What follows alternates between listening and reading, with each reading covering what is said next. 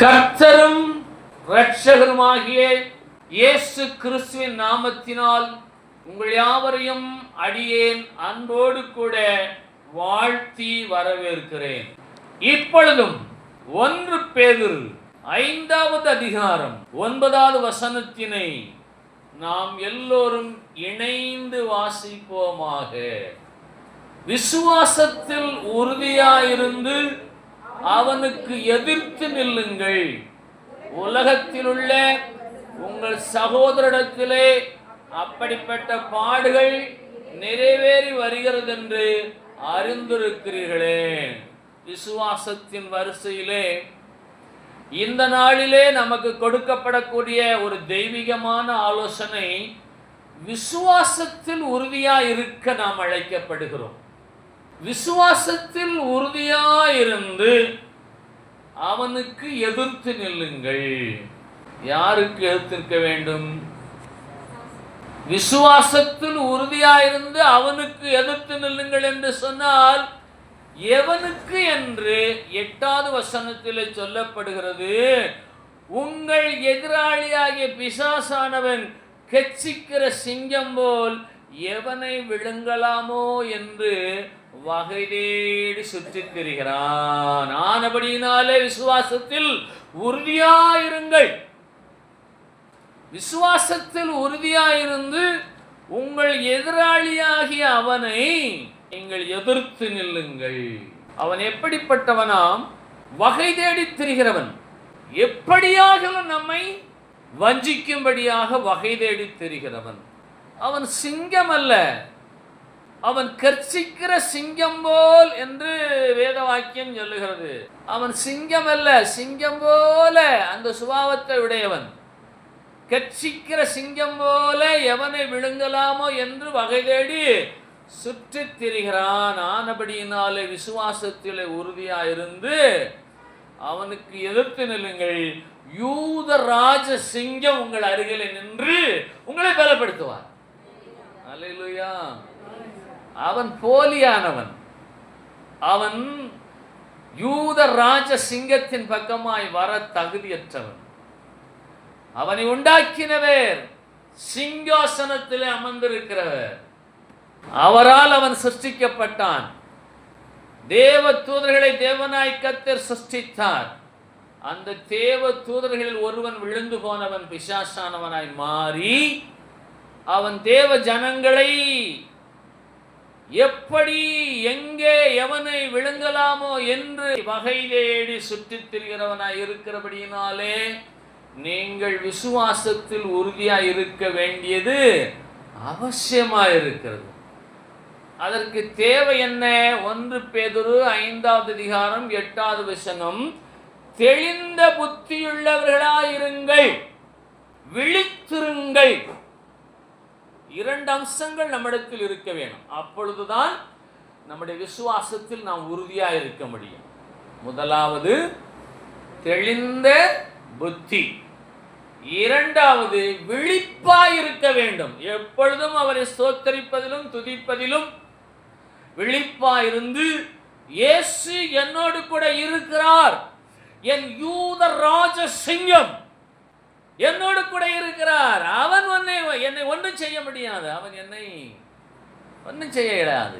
இந்த விசுவாசம் நமக்கு அவசியமாக இருக்கிறது.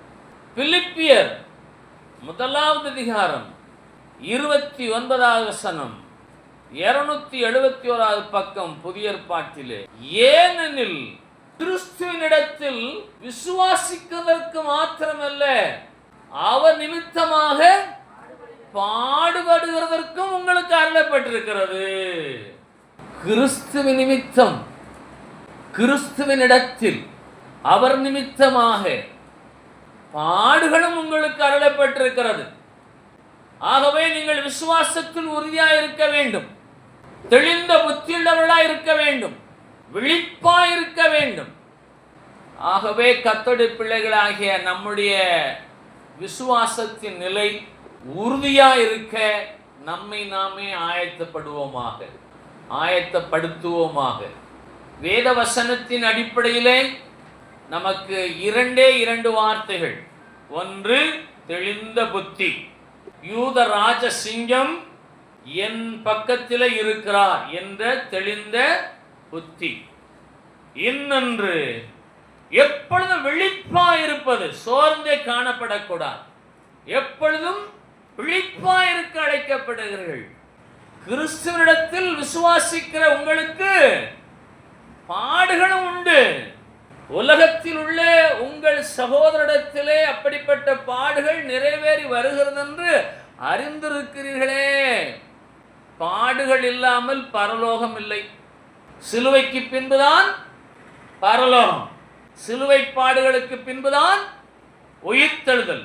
உயிர்த்தெழுந்ததற்கு பின்புதான் நித்தியம். ஆகவே பாடுகளே இல்லை என்று சொல்லலாகாது. இயேசுவை ஏற்றுக்கொண்டால் பாடுகளே இருக்காது, ஆசீர்வாதமாகவே வந்து கொட்டும் என்று சொல்ல இயலாது. ஏனென்றால் பிலிப்பியர் 1:29 சொல்லுகிறது, கிறிஸ்துவனிடத்தில் விசுவாசிக்கிறதற்கு மாத்திரமல்ல, அவர் நிமித்தமாக பாடுபடுகிறதற்கும் உங்களுக்கு அருளப்பட்டிருக்கிறது. ஆகவே பாடுகள் மத்தியிலும் நாம் தெளிந்த புத்தியுள்ளவர்களாயிருந்து, விழித்திருந்து, விசுவாசத்தில் உறுதியாயிருந்து, பொல்லாதவனை எதிர்த்து நிற்க அழைக்கப்பட்டிருக்கிறோம். உங்களுக்கு இவைகள் அருளப்படுகிறது. ஆகவே கர்த்தருடைய பிள்ளைகள் எப்பொழுதும் விழிப்பாய் இருக்க வேண்டும். கர்த்தருடைய பிள்ளைகள் எப்பொழுதும் தெளிந்த புத்தியுள்ளவர்களாய் இருக்க வேண்டும். கர்த்தருடைய பிள்ளைகள் விசுவாசத்தில் உறுதியாய் இருக்க வேண்டும். அப்பொழுது கிறிஸ்துவ நிமித்தம் வரக்கூடிய பாடுகளிலே உங்களுக்கு ஜெயம் உண்டாகும். வேதாகமத்திலே பரிசுத்தவான்கள் யாருமே பாடுபடாமல் இல்லவே இல்லை. ஆனால் பாடுகளை கடந்து அவர்கள் ஜெயத்தை சுதந்தரித்தார்கள். ரோமர் 8:35 உமது நிமித்தம் எந்நேரமும் கொல்லப்படுகிறோம். உமது நிமித்தம் எந்நேரமும் கொல்லப்படுகிறோம், அடிக்கப்படும் ஆடுகளைப் போல எண்ணப்படுகிறோம் என்று எழுதியிருக்கிறபடி நேரிட்டாலும் கிறிஸ்துவின் அன்பை விட்டு நம்மை பிரிப்பவன் யார்?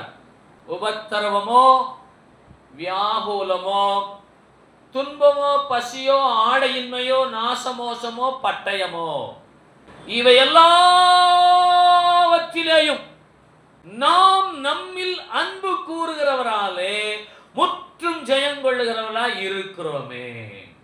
ரோமர் 8:35 முதல் 37 நீங்கள் உங்கள் கண்களினாலே கண்டு தெளிந்த புத்தியுள்ளவர்களாக அழைக்கப்படுகிறீர்கள், விழித்திருக்க அழைக்கப்படுகிறீர்கள், விசுவாசத்தில் உறுதியாயிருக்க அழைக்கப்படுகிறீர்கள். புதிய ஏற்பாட்டில் 216 பக்கம், ரோமர் 8:35,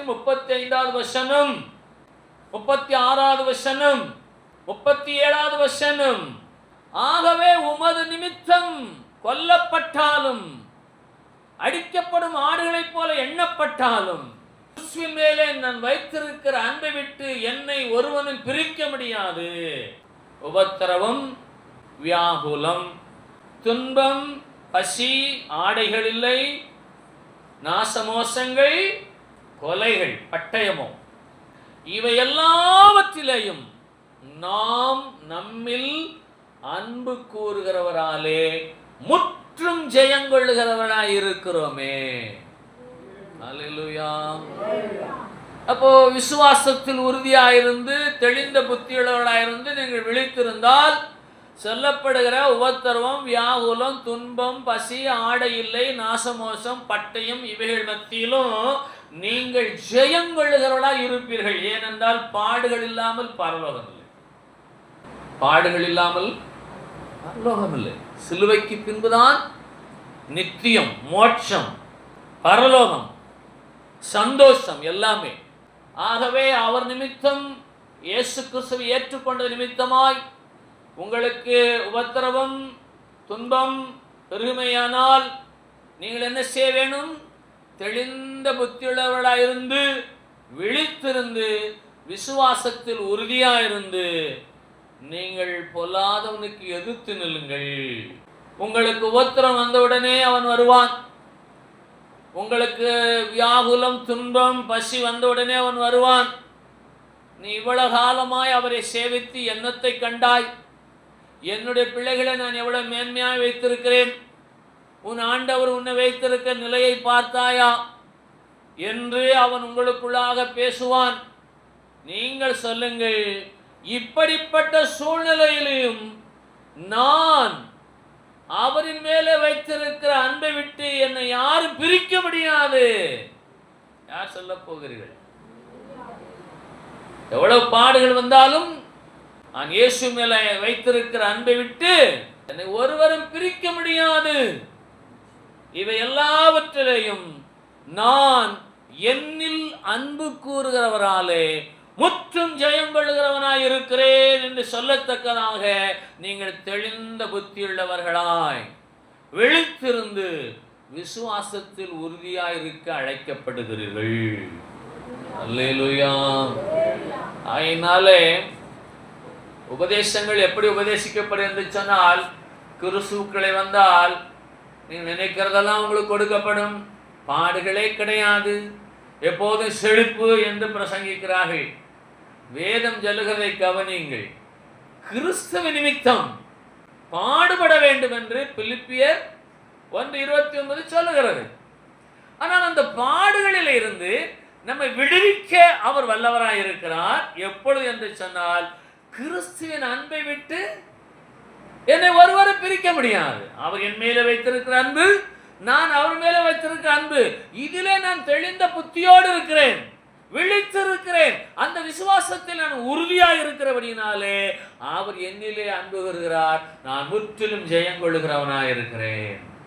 அல்லேலூயா. அதனால எல்லாமே தற்காலிகமானது. இந்த பாடுகள், உத்தரவுகள், துன்பங்கள், துயரங்கள் எல்லாமே தற்காலிகமானது. அதிலிருந்து எப்போது நீங்கள் விடுதலை அடைவீர்கள் என்று சொன்னால், நீங்கள் தெளிந்த புத்தியுள்ளவர்களாயிருந்து விழித்திருந்து விசுவாசத்தில் உறுதியாயிருக்கும் பொழுது உங்களுக்கு தேவனாய் கர்த்தர் ஜெயத்தை கட்டளையிட போதுமானவராயிருக்கிறார். அல்லேலூயா. ஆகவே எபேசியர் 4:1 முதலாவது வசனம் அற்புதமாய் சொல்லுகிறது. புதிய ஏற்பாட்டில் 266வது பக்கம், எபேசியர் 4:1. ஆதலால் கர்த்தர் நிமித்தம் கட்டுண்டவனாகிய நான் உங்களுக்கு சொல்லுகிற புத்தி என்னவெனில், கர்த்தர் நிமித்தம் கட்டுண்டவனாகிய நான் உங்களுக்கு சொல்லுகிற புத்தி என்னவெனில், நீங்கள் அழைக்கப்பட்ட அழைப்புக்கு பாத்திரவான்களாய் நடந்து கொள்ளுங்கள். கர்த்தர் உங்களை எதற்கென்று அழைத்திருக்கிறார்? விசுவாச வாழ்வுக்கென்று அழைத்திருக்கிறார். நீங்கள் தெளிந்த புத்தியுள்ளவர்களாக இருக்க வேண்டும் என்று அவர் உங்களை அழைத்திருக்கிறார். நீங்கள் விழித்திருக்க வேண்டும் என்று அவர் உங்களை அழைத்திருக்கிறார். ஆகவே கர்த்தர் நிமித்தம் கட்டுண்ட நான் உங்களுக்கு நான் புத்தி சொல்லுகிறேன். நீங்கள் அழைக்கப்பட்ட அழைப்பிற்கு பாத்திரவான்களாய் நடந்து கொள்ளுங்கள். இன்றைக்கு உங்களை எதற்கு கர்த்தர் அழைக்கிறார்? நீங்கள் தெளிந்த புத்தியுள்ளவர்களாய் விழித்திருந்து விசுவாசத்தில் உறுதியாயிருக்க அழைக்கப்படுகிறீர்கள். அல்லேலூயா. ஆகவே அவர் அழைத்த அழைப்பு எப்படிப்பட்ட அழைப்பு? அது எதற்காக உங்களை அழைத்திருக்கிறார்? எபேசியர் 4:2 வசனம், மிகுந்த மனத்தாழ்மையும். எல்லாருமா அந்த வார்த்தையை சொல்லலாமா? அது என்ன மிகுந்த மனத்தாழ்மை? ஏன் மனத்தாழ்மை என்ற வார்த்தைக்கு முன்னதாக மிகுந்த மனத்தாழ்மை? நீங்கள் இன்றைக்கு சொல்லுங்க, நான் அல்ல என் இயேசுவே என்று சொல்லி சாந்தமும் நீடிய பொறுமையும் உடையவர்களாய் அன்பினால் ஒருவரை ஒருவர் தாங்குங்கள் என்று வேதம் சொல்லுகிறது. மிகுந்த மனத்தாழ்மை, அதில் தெளிந்த புத்தி, விழித்திருந்து விசுவாசத்தில் உறுதியாயிருந்து நீங்கள் நிலைத்திருந்தால் அவன் ஓடி போவான். மிகுந்த தாழ்மை என்று சொல்ல காரணம் என்ன என்று கேட்டால், தாழ்மையுள்ளவர்களுக்கு கர்த்தர் கிருபை அளிக்கிறார். நீரானது ஒருபோதும் மேடான பகுதியை நோக்கி செல்லாது. பரிசுத்த ஆவியாகிய தெய்வம் தாழ்மையுள்ளவரிடத்தில் வந்து தங்குகிறவராயிருக்கிறார். அப்பொழுது நீங்கள் இந்த உலகத்தின் பாடுகளை ஜெயிப்பீர்கள். எனக்கு பாடுகளே இல்லை, எனக்கு கஷ்டமே இல்லை என்று யாரும் சொல்ல முடியாது. எல்லாருக்கும் எல்லா பாடுகளும் இருக்கிறது. உலகத்தில் உள்ள ஜனங்களுக்கும் பாடுகள் இருக்கிறது. அவர்களுக்கு ஜெயம் கொடுக்கக்கூடிய கடவுள் இல்லை. அவர்களை பொல்லாதவன் சொல்லுவான், நீ இந்த பாடுபடுகிறதுக்கு நீ உன் உயிரை விட்டுவிடலாம் என்று சொல்லுவான். நம்மிடத்தில் அவன் அப்படி சொல்லவே முடியாது. காரணம், யூத ராஜ சிங்கம் நம் அருகில் நிற்கிறதை கண்டு அவன் ஓடி போவான். ஆகவே அவன் பிசாசானவன் கெச்சிக்கிற சிங்கம் போல எவனை விழுங்கலாமோ என்று வகை தேடி சுற்றி வருகிறபடியினாலே நீங்கள் விசுவாசத்தில் உறுதியாயிருந்து தெளிந்த புத்தியுள்ளவர்களாயிருந்து விழித்திருக்க அழைக்கப்படுகிறீர்கள். ஆகவே கர்த்தர் நிமித்தம் கட்டுண்ட பரிசுத்தவான் சொல்லுகிறார், உங்களுக்கு நான் சொல்லுகிற புத்தி என்னவெனில், நீங்கள் அழைக்கப்பட்ட அழைப்பிற்கு பாத்திரவான்களாய் நடந்து மிகுந்த மனத்தாழ்மையும் சாந்தமும் நீடிய பொறுமையும் உடையவர்களாய் அன்பினால் ஒருவரை ஒருவர் தாங்கி சமாதான கட்டினால் ஆவியின் ஒருமையை காத்துக் கொள்வதற்கு ஜாக்கிரதையாயிருங்கள். ஆகவே 5வது வசனம், ஒரே கர்த்தரும் ஒரே விசுவாசமும், ஒரே கர்த்தரும் ஒரே விசுவாசமும் ஒரே ஞானஸ்நானமும் ஒரே மரணமும் ஒரே நியாய தீர்ப்பும் ஒரே நித்தியமும். ஆகவே இந்த விழுந்து போன தூதனானவன் பிசாசானவன் கச்சிக்கிற சிங்கம் போல எவனை விழுங்கலாமோ என்று வகை தேடி சுற்றி செல்கிறான். அவரை விசுவாசிக்கிற பிள்ளைகள் பக்கத்தில் யூத ராஜசிங்கம் இருக்கிறார். அவர் சொல்லுகிறார், நீங்கள் சொல்லுங்கள், உங்களுக்கு வரக்கூடிய உபத்திரவம், வியாகுலம், துன்பம், பசி, ஆடையின்மை, நாசமோசம், பட்டயம் இவைகள் மத்தியில் நீங்கள் சொல்லுங்கள், இவை எல்லாவற்றிலேயும் நான் என்னில் அன்பு கூறுகிறவராலே முற்றிலும் ஜெயம் கொள்வேன் என்று சொல்லுங்கள்.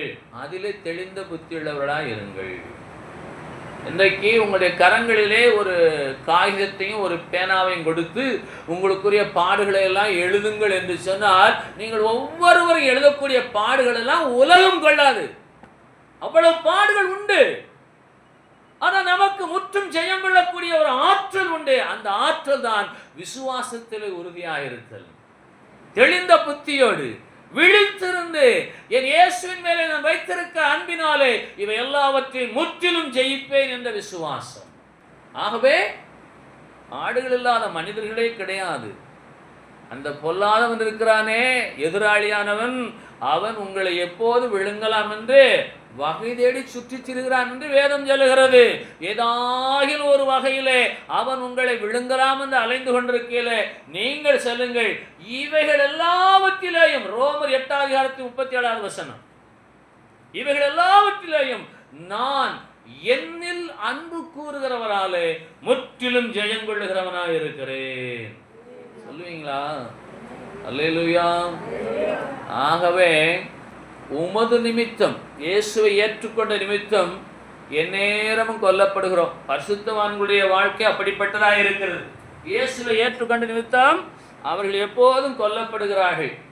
அடிக்கப்படும் ஆடுகளைப் போல எண்ணப்படுகிறார்கள். அக்காலத்திலே கிறிஸ்துவுக்காக ஊழியம் செய்து அந்த பரிசுத்தவான்களுடைய சரித்திரம் என்று எழுதியிருக்கிறபடி எங்கே எழுதியிருக்கு என்று சொன்னால், சங்கீதம் 44:22 எழுதப்பட்டிருக்கிறது.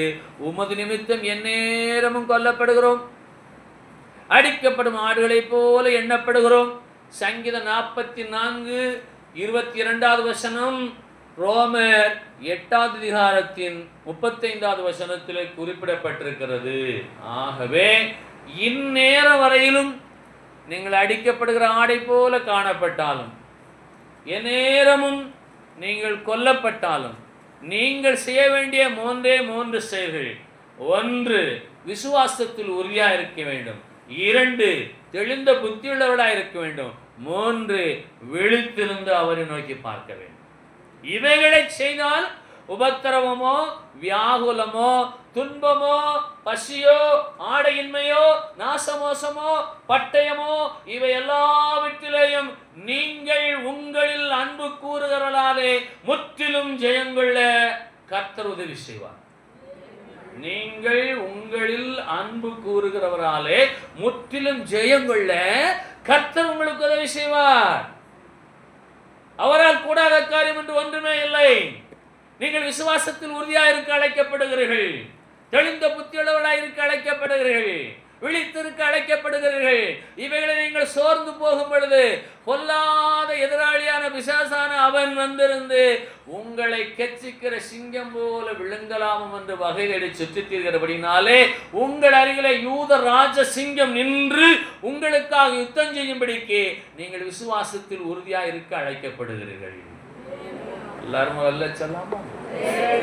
அதனால விசுவாசத்தில் உறுதியா இருக்க முடியவில்லை என்று சொன்னால் நீங்கள் எபிரேயர் 12:1 ஓடி சென்று விசுவாசத்தை துவக்குகிறவரும் முடிக்கிறவருமாக இயேசுவே எனக்குள்ளாக விசுவாசத்தை வர்த்திக்கப்படும் என்று சொல்லி நேர் முழங்காலில் நின்று 2 கரங்களை பரத்துக்கு நேராக உயர்த்தி யாருக்கும் தெரியாமல் தனி அறையிலே போராடி ஜெபியுங்கள். போராட வேண்டிய அவசியமே இல்லை, தெரியுமா? நீங்கள் ஜெபித்தால் அவர் கொடுப்பார். இப்படிப்பட்ட விஷயங்கள் எல்லாம் உடனே அவர் கிராண்ட் பண்ணிடுவார், தெரியுமா? எனக்கு விசுவாசம் இல்லை, எனக்கு விசுவாசத்தை தாரும். அந்த விசுவாசத்தை நான் உறுதியாக இருக்க வேணும், நான் தெளிந்த புத்தியுடையவனாக இருக்க வேணும். இந்த உலகத்தில் உபத்திரம் உண்டு. உபத்திரவங்கள் நிமித்தமாய் தங்களை தாங்களே மாய்த்து கொள்ளுகிற ஜனங்கள் இருக்கிறார்கள். அவர்களை அவன் விழுங்கிக் கொண்டிருக்கிறான். நானும் என்றால் இவை எல்லாவற்றிலேயும் முற்றிலும் ஜெயம் கொள்ளத்தக்கதாக என்னிலே அன்பு கூறுகிறேன். இயேசுவே நான் நோக்கி பார்ப்பேன். அல்லேலூயா. எப்படி ஜெயம் வரும்? எப்படி ஜெயம் வரும்? உங்களில் அன்பு கூறுகிற அவரிலே நீங்கள் அன்பு கூறும் பொழுது அவர் உங்கள் அருகிலே நின்று உங்களுக்காக யுத்தம் செய்கிற தெய்வமாக இருப்பார். ஆகவேதான் அவர் யூத ராஜ சிங்கம், உயிர்த்தெழுந்த யூத ராஜ சிங்கம். பொல்லாத பிசாசானவன் எதிராளியாகி அவன் சிங்கம் போல கெச்சிக்கிற சிங்கம் போல அவனை விழுங்கலாமோ என்று வகை தேடி சுற்றி திரியும் பொழுது இயேசு உங்கள் அருகிலே நிற்க உங்களுடைய விசுவாசமே அவசியமா இருக்கிறது. நீங்கள் விசுவாசிக்கிறீர்களா? இயேசு என் பக்கத்தில் இருக்கிறார். யாரெல்லாம் விசுவாசிக்கிறீர்கள்? இயேசு என்னோடு இருக்கிறார், நான் அவரோடு இருக்கிறேன். யாருக்கெல்லாம் இந்த விசுவாசம் உண்டு? உறுதியா உண்டா? தெளிந்த புத்தி உண்டா? அதிலே விழித்திருக்கிறீர்களா? ஆகவே வேதாகமம் சில வார்த்தைகளை சொல்லுமையானால் பொழுதுபோக்காக வேடிக்கையாக அது கடமையாக சொல்லாது. வார்த்தையின் வரிசையை பாருங்கள். விசுவாசத்தில் உறுதியாயிருங்கள், தெளிந்த புத்தியுள்ளவர்களாயிருங்கள், விழித்திருங்கள். அல்லேலூயா. ஆகவே எப்படிப்பட்ட சூழ்நிலையிலும் இந்த 3 வார்த்தைகளை நீங்கள் மறந்து போகக்கூடாது. விசுவாசத்தில் உறுதியாயிருங்கள். அல்லேலூயா. ஆகவே தானியேலின் சரித்திரத்தை நாம் வாசிக்க போகிறோம். தானியேல் 6வது அதிகாரம், பழைய ஏற்பாட்டிலே 1039வது பக்கம். அதிலே சிங்கங்கள் என்னை சேதப்படுத்தாதபடிக்கு தேவன் தம்முடைய தூதனை அனுப்பி அவைகளின் வாயை கட்டி போட்டார். சிங்கங்கள்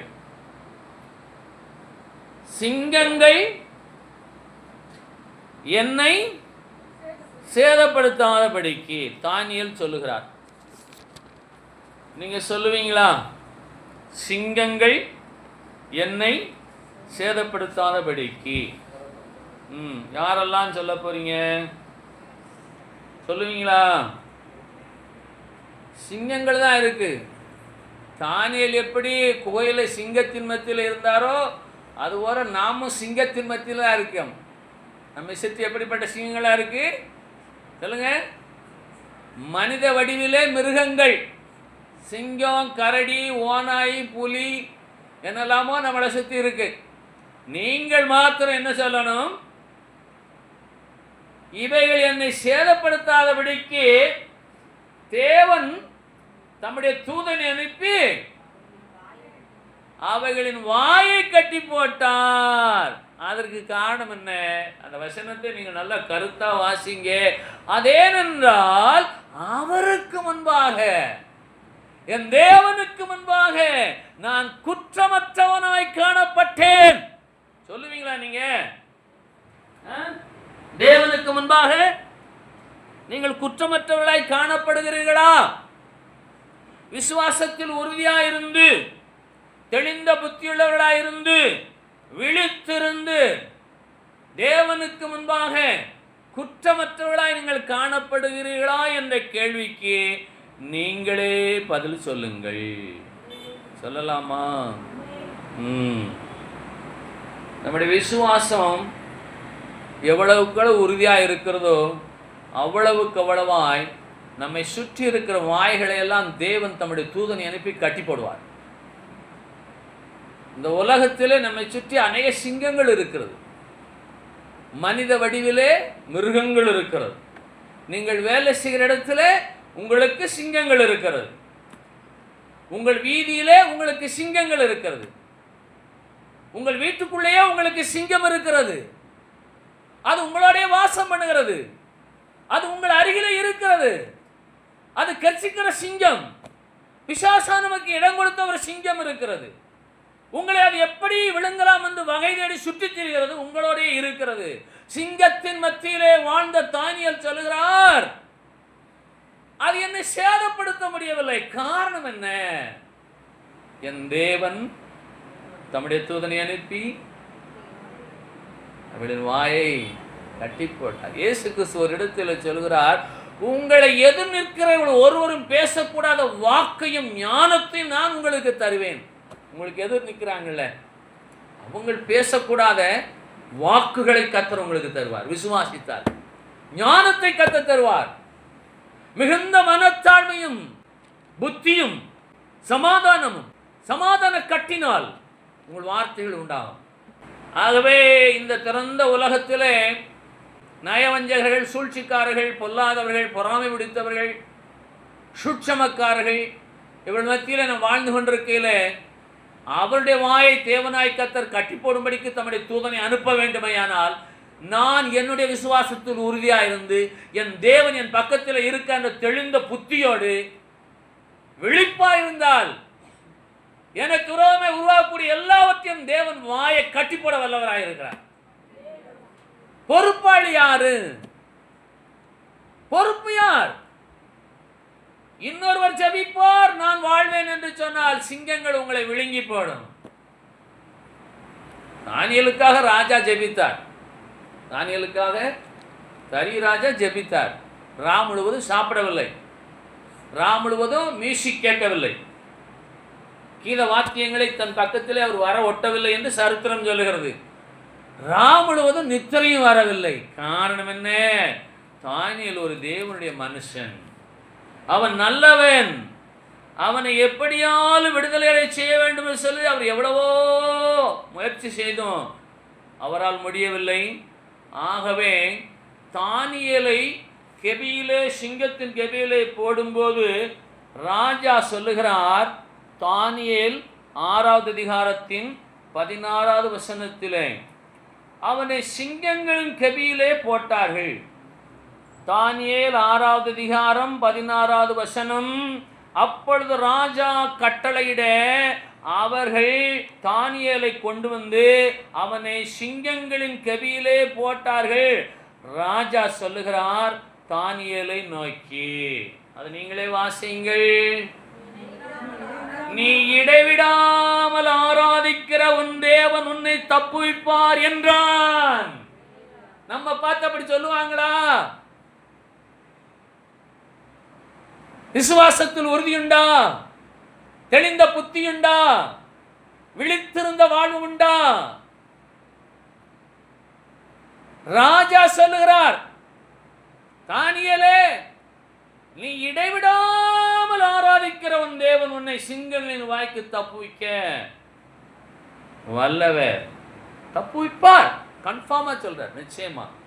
அதே போல அந்த விசுவாசத்தோடையே ராஜா ராம் முழுவதும் காத்திருந்து எப்பொழுது பொழுது விடியுமோ என்று காத்திருக்கிறார். அதிகாலையில் எழுந்து ராஜா 20வது வசனத்திலே துயர சத்தமாய் தானியேலை கூப்பிட்டு, தானியேலே, அவன் சாகவில்லை என்ற விசுவாசம். கவனிக்கலாமா? தானியேல் நிச்சயமா சாக வாய்ப்பே இல்லை. காரணம் என்ன? அவன் இடைவிடாமல் தன் தேவனை ஆராதிக்கிற தேவன் மனுஷன். அவர் தம்முடைய தூதர்களை அனுப்பி அந்த சிங்கங்களின் வாயை கட்டி போடுவார் என்ற விசுவாசம் ராஜாவுக்கு இருந்தது.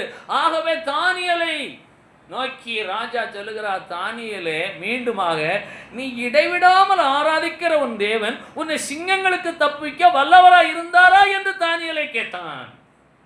அப்ப இன்னைக்கு யாரெல்லாம் இடைவிடாமல் எப்போதும் அவரையே சோத்திரித்து துதிக்கிறார்களோ அவர்களை அந்த பொல்லாத சிங்கம் தொட முடியாது. கட்சிக்கிற சிங்கம் போல வகை தேடி திரிகிறானே.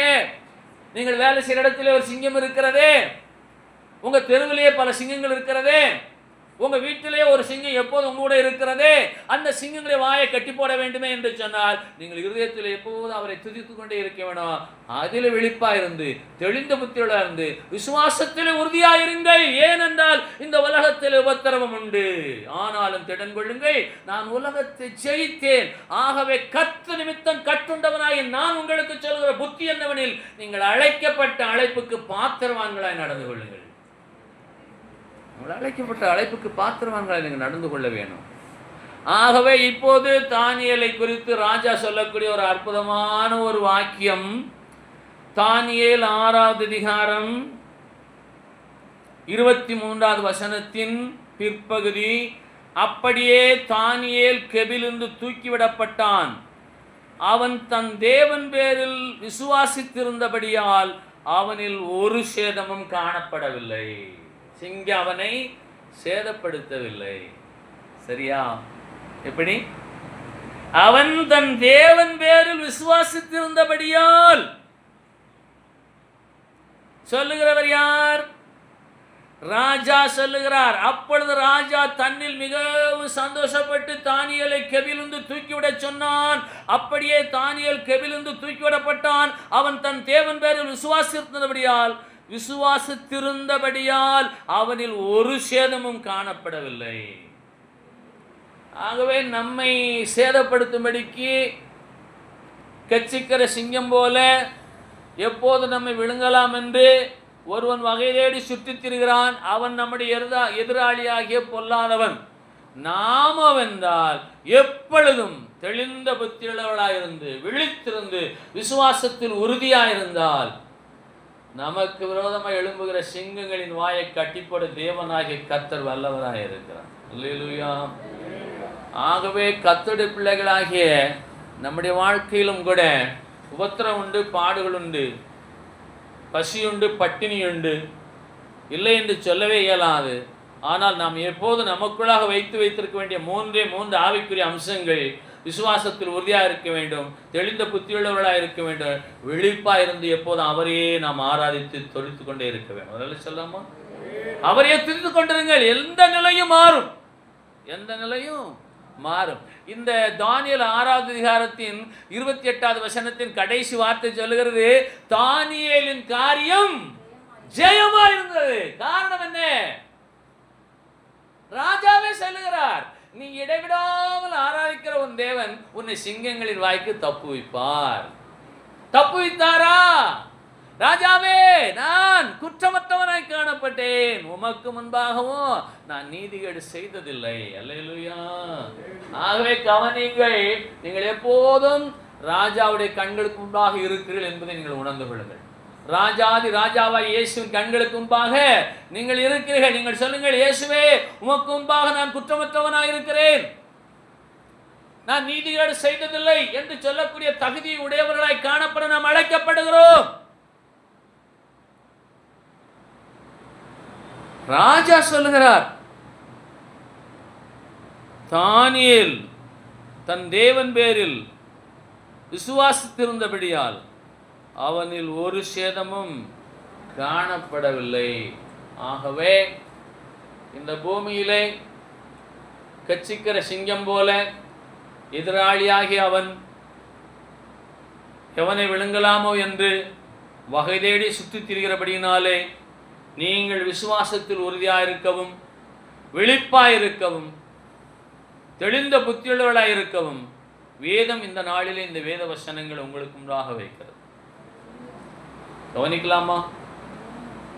ஆகவே இன்றைக்கு உங்களுடைய விசுவாசத்தின் நிலை என்ன? நீங்கள் எந்த அளவுக்கு விழிப்பா இருக்கிறீர்கள்? எது நடந்தாலும் விழிப்பா இருக்க வேண்டும். கர்த்தருக்கு தெரியாமல் நடக்கவில்லை. இயேசு என்னை பக்குவப்படுத்துகிறார், இயேசு ஏதோ சொல்ல போகிறார், அதில் நான் தெளிந்த புத்தியோடு இருக்கிறேன், என் விசுவாசத்தை நான் உறுதியாக நிலைத்திருப்பேன். தானியலுக்கு வந்தக்கூடிய இடைஞ்சல் எப்படிப்பட்ட இடைஞ்சல்? ஆவிக்குரிய இடைஞ்சல். 3 வேளை ஜெபம் பண்ணுறாராம், அதனால் அவரை தூக்கி சிங்கத்தின் கோவிலில் போட்டாங்க. 3 வேளை ஜெபம் பண்ணது ஒரு குற்றம். சரித்திரத்தை நீங்கள் வேத வாசிப்பு நேரத்திலே வாசித்துக் கொள்ளுங்கள். ஆகவே எபிரேயரிலே இதை எழுதுகிறார். விசுவாச பட்டியல் எபிரேயர் 11 அதிகாரத்தின் 33வது வசனத்திலே இந்த தானியேல் சரித்திரத்தின் சாயல் அங்கே எபிரேயர் புத்தகத்தில் சொல்லப்படுகிறது. எபிரேயர் 11 அதிகாரம் 33வது வசனம் சொல்லுகிறதை கவனிங்கள். விசுவாசத்தினாலே அவர்கள் ராஜ்யங்களை செய்தார்கள். விசுவாசத்தினாலே அவர்கள் ராஜ்யங்களை செய்தார்கள், நீதியை நடப்பித்தார்கள், வாக்குத்தத்தங்களை பெற்றார்கள், சிங்கங்களின் வாய்களை அடைத்தார்கள். விசுவாசத்தினாலே, விசுவாசத்தில் உறுதியாயிருந்து, தெளிந்த புத்தியுள்ளவர்களாயிருந்து, விழிப்பாயிருந்து, தானியனுடைய வாழ்க்கையில் நடந்த வாழ்க்கை சரித்திரத்தை எபிரேயரிலே விசுவாச பட்டியலிலே ஆவியாகிய கடவுள் எழுதுகிறார். விசுவாசத்தினால் சிங்கத்தின் வாய்களை அடைத்தார்கள். ஆகவே நீங்கள் விசுவாசத்தில் உறுதியாயிருங்கள். நீங்க வேலை செய்யற இடத்துல ஏதாவது ஒரு சிங்கம் இருக்கும், இல்லாம இருக்காது. ஒரு கிளை சிங்கம், ஒரு குட்டி சிங்கம், ஏதாவது ஒரு சிங்கம் இருக்கும். அதுக்கு நீங்க என்ன செய்யணும்? விசுவாசத்தோடு ஜெபம் பண்ணணும். இந்த சிங்கம் என்னை சேதப்படுத்தாதபடிக்கு யூத ராஜ சிங்கமாகிய இயேசு என்னோடு கூட இருக்கிறார். அல்லேலூயா. புரியுமா? நம்ம வீட்டுக்கு பக்கத்திலே நமக்கு இடைஞ்சல் இருக்கும், நம்ம நாட்டுக்கு பக்கத்திலே நமக்கு இடைஞ்சல் இருக்கும். விசுவாசத்தினாலே ராஜ்யங்களை செய்தார்கள், விசுவாசத்தினாலே நீதியை நடப்பித்தார்கள், விசுவாசத்தினாலே வாக்குத்தத்தங்களை பெற்றார்கள், விசுவாசத்தினாலே சிங்கங்களின் வாய்களை அடைத்தார்கள். ஆகவே விசுவாசத்தினாலே நீங்கள் பரலோக ராஜ்யத்தை அடைவீர்கள். ராஜ்யங்களை ஜெயித்தார்கள். விசுவாசத்தினாலே நீதி தேவனை தரிசிப்பீர்கள். விசுவாசத்தினாலே வாக்குத்தத்தமான பரமதேசத்தை அடைவீர்கள். விசுவாசத்தினாலே நீங்கள் உங்களை சுற்றி இருக்க சிங்கங்களின் வாயை அடைக்க முடியும். காரணம் யார்? என் இயேசு என்னோடு கூட இருக்கிறார் என்ற விசுவாசத்தின் உறுதி, அதிலே தெளிந்த புத்தி, அதிலே விழிப்புறுப்பு, இவைகள் தான் உங்களுக்கு இந்த பூமியிலே ஜெயத்தை கொண்டு வரும். ஆகவே என்னிலே அன்பு கூறுகிற அவரிலே நான் அன்பு கூறுவதினாலே இவை எல்லாவற்றிலும் முற்றிலும் நான் ஜெயம் கொள்வேன் என்ற விசுவாசம். அல்லேலூயா. சரீரம் பலவீனமா இருந்தாலும் விசுவாசத்தினாலே பலனடைய முடியும். நல்லா ஞாபகம் வச்சுக்கோங்க. சரீரம் வளர்ந்து தேயக்கூடியதுதான், ஆனால் விசுவாசத்தினாலே நீங்கள் பலனடைய வாய்ப்பு உண்டு. வல்லமையை கர்த்தர் தருவார் உங்களுடைய விசுவாசத்தின் உறுதியை பொறுத்து. மருத்துவம் என்ன சொல்லுகிறது என்று சொன்னால், அந்நாட்களில் இவ்வளவு மருத்துவ வசதி வரவில்லை. மனிதனுடைய பலவீனங்களை யாரும் எண்ணாதிருந்தார்கள். மறுபடியும் சொல்லுகிறேன், கவனிங்கள். அந்நாட்களில் இவ்வளவு மருத்துவ உதவிகள் வசதிகள் வளரவில்லை, விஞ்ஞான வளர்ச்சி இல்லாமல் இருந்தது. தங்களுடைய பலவீனங்களை எண்ணாதிருந்தார்கள். இன்றைக்கு மருத்துவம் வந்து மனிதனுடைய பலவீனங்களை சொல்லுகிறபடினாலே அவன் பலவீனனாய் போகிறான் என்று சொல்லுகிறது. நீங்க சொல்லுங்க, எனக்கு வியாதியே கிடையாது, என்னை பலப்படுகிற கிறிஸ்து என்னோடு கூட இருக்கிறார் விசுவாசத்தினாலே. ஆகவே விசுவாச வாழ்வு என்பது ஒரு பெரிய அற்புதமான வாழ்வு. விசுவாசத்தினாலே எல்லாவற்றையும் சாதிக்க முடியும். கர்த்தர் தமக்கு சித்தமானால் நமக்கு உதவி செய்வார். அது ரொம்ப முக்கியம். கர்த்தர் தமக்கு சித்தமானால் நமக்கு உதவி செய்வார். நான் விசுவாசத்தின்படியே நான் பெற்றுக்கொள்வேன் என்று சொல்லி மேட்டி மேடையவும் அவர் விரும்ப மாட்டார். ஆகவேதான் நீங்கள் மிகுந்த மனத்தாழ்மையினாலே என்று வேதம் சொல்லுகிறது. நீங்க எவ்வளவு விசுவாசத்தில் வல்லவர்களாக இருந்தாலும், நீங்கள் விசுவாசத்தில் உறுதியா இருந்தாலும், தெளிந்த புத்தியுள்ளவர்களா இருந்தாலும், விழிப்பா இருந்தாலும், நீங்கள் பெற்றுக்கொள்ள வேண்டிய 4வது அம்சம் மிகுந்த மனத்தாழ்மை. உண்டா? உண்டா? சொல்லுங்க பார்க்கலாம். தாழ்மையுள்ளவர்களுக்கு கர்த்தர் கிருபை அளிக்கிறார். பரிசுத்த ஆவியாகிய தண்ணீர், நீரோடை, தெளிந்த நீர் தாழ்வான இடத்தை நோக்கி பாய்ந்து வரும், ஒருவரும் தடை செய்ய முடியாது. அது மேடான இடத்தை நோக்கி ஒரு காலம் பிரயாணிக்காது. ஆகவே இன்றைக்கு விசுவாச வாழ்விலே நாம் பிரதானமாய் கொள்ள வேண்டிய ஒன்று உண்டு என்று சொன்னால், விசுவாசத்தில் உறுதியாக இருக்கிறேன் நல்லது, தெளிந்த புத்தியுள்ளவனாய் இருக்கிறேன் நல்லது, நான் விழித்திருக்கிறேன் நல்லது, என்னை போல ஒருவர் உண்டோ என்று எண்ணாதபடிக்கு மிகுந்த மனத்தாழ்மையை நம்முடையவளாய் காணப்பட வேண்டும். மனத்தாழ்மை உண்டா?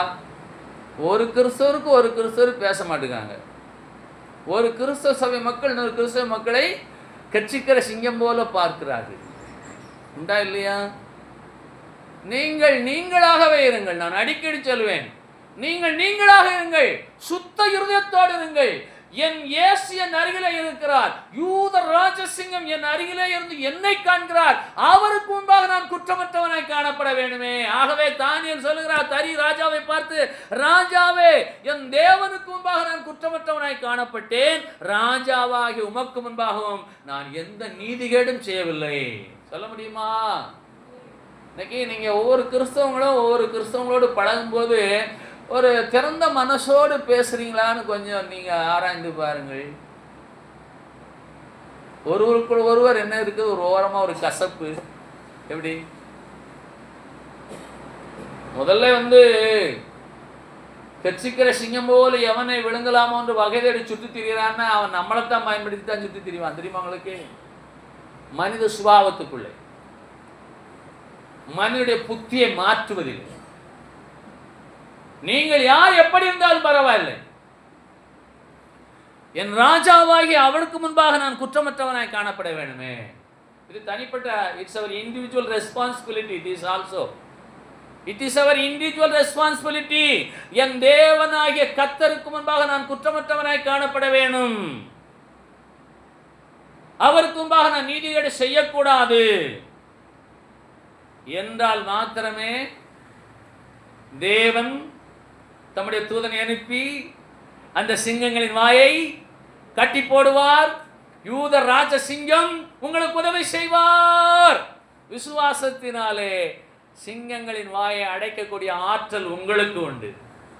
விசுவாசத்தினாலே சிங்கங்களின் வாயை கட்டிப்படக்கூடிய ஆற்றல் உங்களுக்கு உண்டு. ஆகவே நீங்கள் விசுவாசத்தில் உறுதியாயிருங்கள். உங்க வீட்டுக்கு பக்கத்து வீட்டில் எப்போதும் உங்கள்கிட்ட பிரச்சனை பண்ணிட்டே இருந்தாங்கன்னா விசுவாசத்தினால சொல்லுங்கள், இயேசுவே, இந்த சிங்கத்தின் வாயை நீ கட்டி போட வல்லவர், நானோ உமக்கு முன்பாக குற்றமற்றவன். அந்த தகுதி உண்டா? தகுதி உண்டா? தகுதி உண்டா? ஆகவே கர்த்தருடைய பிள்ளைகளாக நீங்களும் நானும் இந்த நாளிலே ஒரு தீர்மானத்தை ஏறெடுப்போம். நான் விசுவாசத்தில் உறுதியாயிருப்பேன், தெளிந்த புத்தியோடு கூட விழித்திருந்து. அல்லேலூயா. ஆகவே தானியேலின் காரியம் எப்படி இருந்தது? ஜெயமா இருந்தது. அந்த தானியேல் என்ற இடத்துல உங்களுடைய பெயரை நீங்கள் எழுத முடியுமா? தானியேலின் காரியம் எப்படி இருந்தது? ஜெயமா இருந்தது. எவ்வளவு சதி, எவ்வளவு சூழ்ச்சிகள், எவ்வளவு வஞ்சனைகள், ஆனாலும் தானியேலின் காரியம் ஜெயமா இருக்க காரணம் என்ன? தன் தேவனுக்கு முன்பாக அவர் குற்றமற்றவராய் இருந்தார். அந்த தேசாதிபதி, அந்த தரியு ராஜாவுக்கு முன்பாக அவர் நீதிபரராய் இருந்தார்.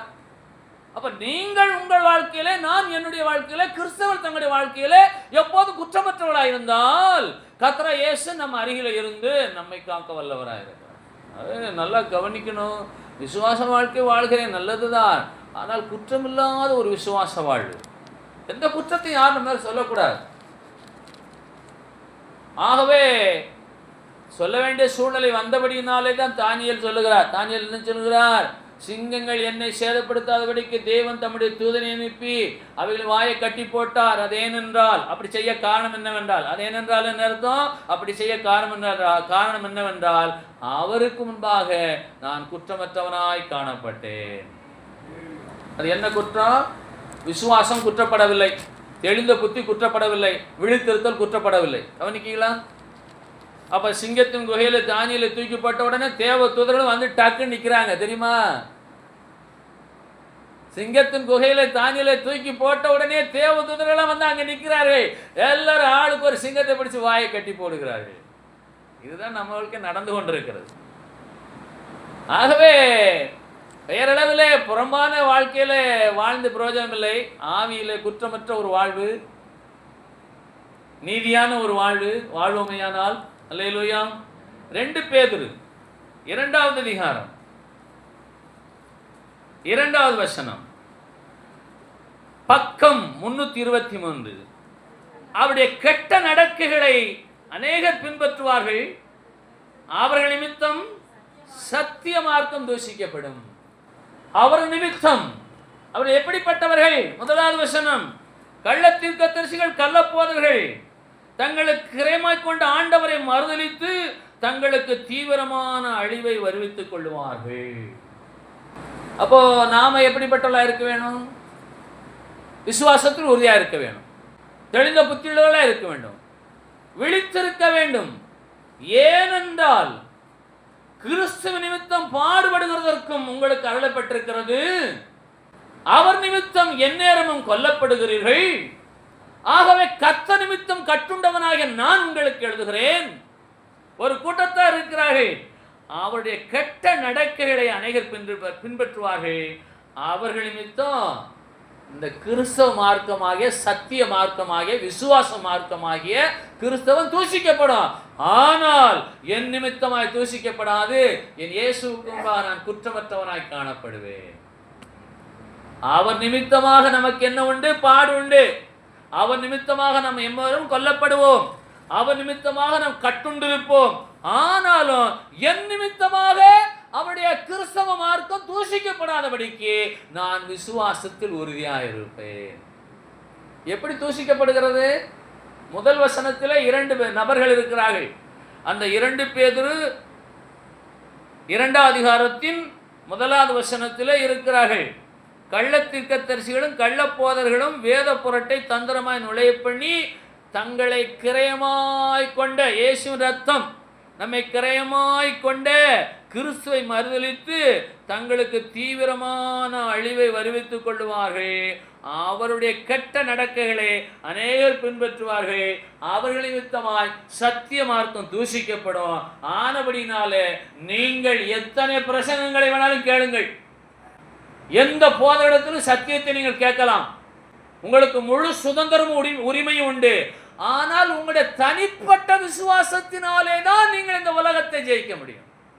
கெட்ட நடக்கைகள், அதை பின்பற்றுகிறவர்கள், தங்களை கிரயமாய்க் கொண்ட ஆண்டவரை மறுதலிக்கிறவர்கள், இவர்கள் நிமித்தம் இந்த சத்திய மார்க்கம் தூஷிக்கப்படும். ஆனால் உங்கள் நிமித்தமாய் இந்த சத்திய மார்க்கம் மகிமைப்படுவதாக. உங்கள் நிமித்தமாய் சத்திய மார்க்கம் மகிமைப்படுவதாக. ஏனென்று கேட்டால், இயேசுவை நிமித்தமாக நான் பாடுபடுகிறேன்.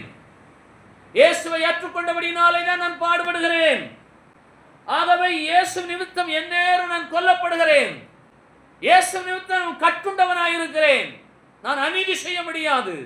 நான் குற்றமற்றவனாய் காணப்படும்படிக்கு அவருடைய அன்பினாலே நான் கட்டப்பட்டிருக்கிறேன். என் நிமித்தமாய் கிறிஸ்தவ மார்க்கம் மகிமைப்படும்படிக்கு என்னிலே அன்பு கூறுகிறவராலே நான் முற்றிலும் ஜெயம் கொள்ளுவேன். சிங்கங்கள் மத்தியிலே வாழ்ந்த தானியேல், அவருடைய காரியம் ஜெயமா இருந்தது.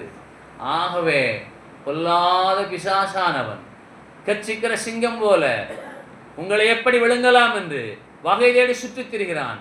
நீங்களும் என்றால் விசுவாசத்தில் உறுதியாயிருந்து, தெளிந்த புத்தியுள்ளவர்களாயிருந்து, எப்பொழுது விழித்திருந்து அவரை இடைவிடாமல் ஆராதித்து, அந்த தேவனை ஆராதித்த தானியேலுடைய வாழ்க்கை எப்படி ஜெயமா இருந்ததோ அதே போல நம்முடைய வாழ்க்கையும் ஜெயமா இருக்கத்தக்கதாக இந்த வேத வசனங்களால் நமக்கு இன்றைக்கு ஞானத்தை போதிக்கிறது, அறிவை போதிக்கிறது. என் நிமித்தமாய் இந்த விசுவாச மார்க்கம், கிறிஸ்தவ மார்க்கம், இந்த சத்திய மார்க்கம் மகிமைப்படுவதாக என்ற தீர்மானத்தோடு இன்றைக்கு நாம் கடந்து செல்வோம்.